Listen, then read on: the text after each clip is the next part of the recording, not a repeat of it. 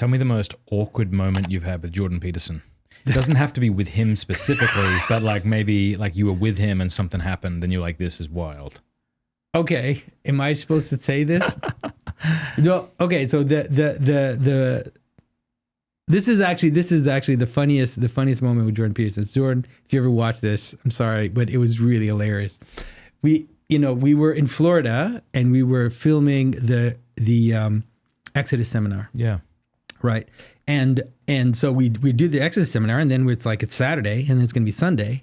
So I said, come on. I said, Jordan, we looked at the Bible the whole week, so you have to come to church with me, And he's like, we'll see. I don't know. And so the next morning he texts me and he's like, you're such a bad influence. I'm coming, And so he comes to church with me. It's a cathedral in Florida, and it's a beautiful cathedral, all painted and everything. And so Jordan is just amazed. Like he's explaining the images to Tammy, and is just really kind of amazed by the beauty of it.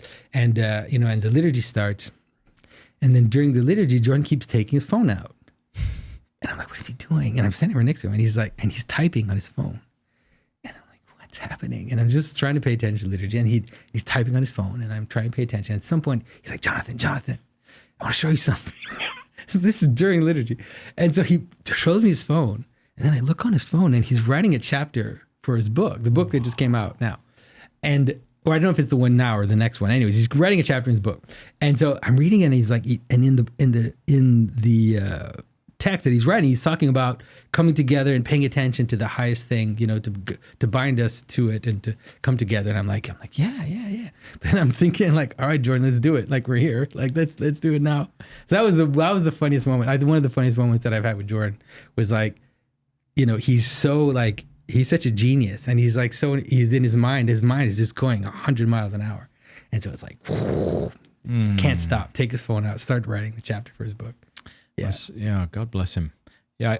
When I had him on the show, I think there's a lot of Christians who are fed up with him, maybe for good reason, but I think a lot of the time due to impatience. We have a really short, what do you say? We give people a short leash when they show interest in converting and then don't. Yeah. It's like you've got 2 weeks, go. And if you haven't done it by then, you're somehow being deceptive, or you know the truth, but you're just refusing to accept it. And that is not at all the impression I got.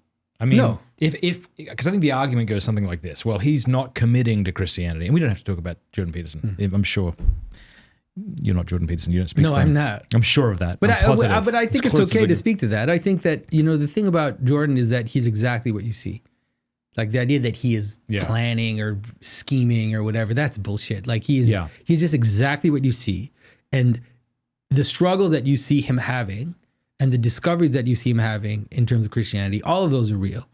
And they're happening at the same time in his life. And so, I would tell people that are bothered with the fact that Jordan Peterson hasn't converted to Christianity to just mind your own business and work out your salvation. Like if you're annoyed with that, then don't watch his podcast and don't read his books. But, the truth is that Jordan Peterson has possibly been one of the biggest, how can I say this? One of the biggest draw into the church that has been in the last 10 years. Like a gateway drug to Christianity. Exactly. For the new atheists, found a bridge, a lot of them. And so, it's like, just thank God for that. And for the rest, it's, it's between him and God. In the end, it's like, you're not in charge of his soul, and just let him, and if and when he does become a Christian, for sure it's going to be 100% for real. Yeah. And, so, yeah.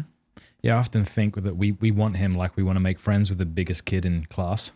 We want him on our side. Yeah, exactly. It can become more like that than a desire for his good. I'm sure it's both, but yeah. Hey, thank you so much for watching. Before you go, do us a favor, leave a comment, let us know what you thought of the video, like, and subscribe.